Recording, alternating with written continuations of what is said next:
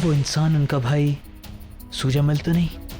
जलाल, अगर वो शख्स सुजामल होता तो बेगम जोधा आपसे छुपाती क्यों?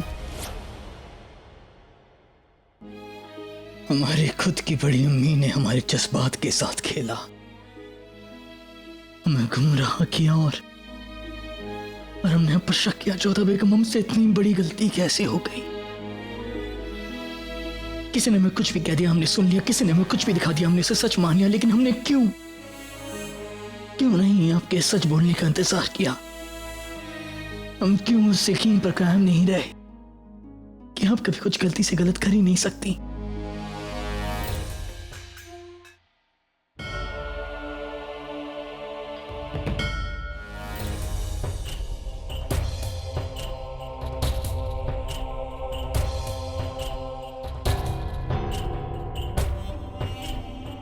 गुस्ताखी माफ वज़ीर आलिया। शहंशाह का हुक्म है कि कोई भी उनकी तन्हाई में खलल ना डाले। तो शहंशाह से जाकर कहो कि उनकी बड़ी अम्मी कि वज़ीर आलिया उनसे मिलना चाहती है। लेकिन सुनो, हमने कहा सुनो, करो, जाओ।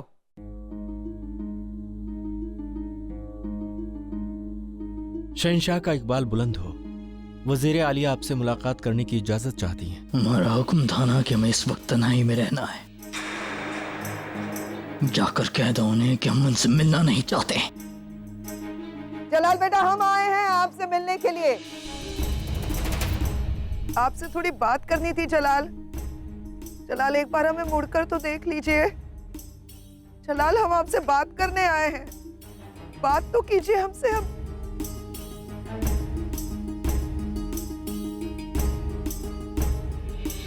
वज़ीर आलिया, शहंशाह का मिजाज ठीक नहीं है, आप यहां से चली जाएं, वरना बेवजह हम गुलामों को सजा भुगतनी पड़ेगी।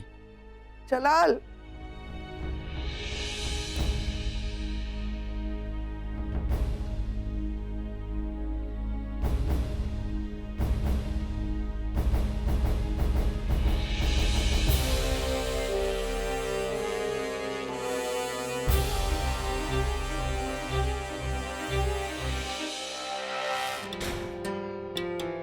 सब कुछ खत्म हो गया, सब कुछ। खिदमत, वफादारी, कुर्बानी सब जाया हो गए। जिसे अपने सगे बेटे से ज्यादा मोहब्बत की, अपने सगे बेटे से ज्यादा जिसे तवज्जो दी, आज वही हमारा चेहरा नहीं देखना चाहता। सब खत्म हो गया, सब कुछ,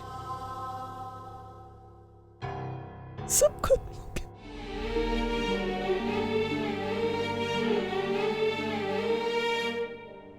अब कैसा है जलाल? दिल टूटा है उनका अम्मी जान। महामंगा का धोखा एक सदमा बनकर उनके सामने आया है।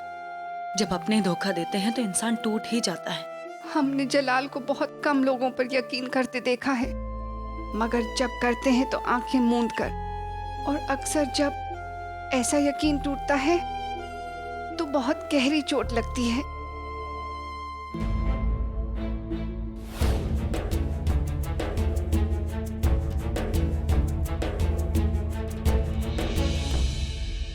सलीमा, उस दिन हमने महामंगा को दरगाह के पीछे जब बियाबान में जाते देखा था, उसके बाद हमने उनसे बात की थी तो उन्होंने हमें बताया कि वो वहां इबादत के लिए जाती हैं।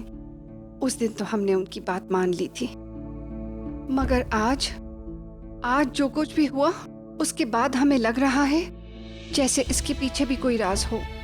खुदा जाने कि इस महल की दीवारों में कितने राज दफन हैं। अम्मी जान, हमें लगता है कि आपको शहंशाह के पास जाकर उनसे बात करनी चाहिए, उन्हें दिलासा देनी चाहिए।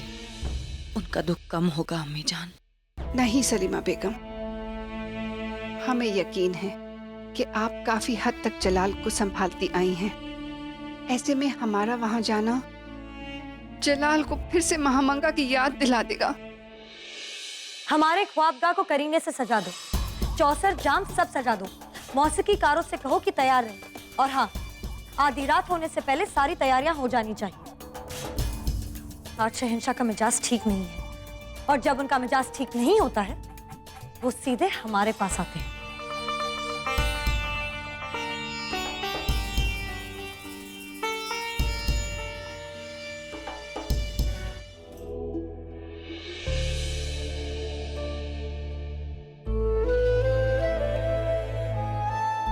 अम्मी जान, आपकी इजाजत हो तो क्या हम अंदर आ सकते हैं?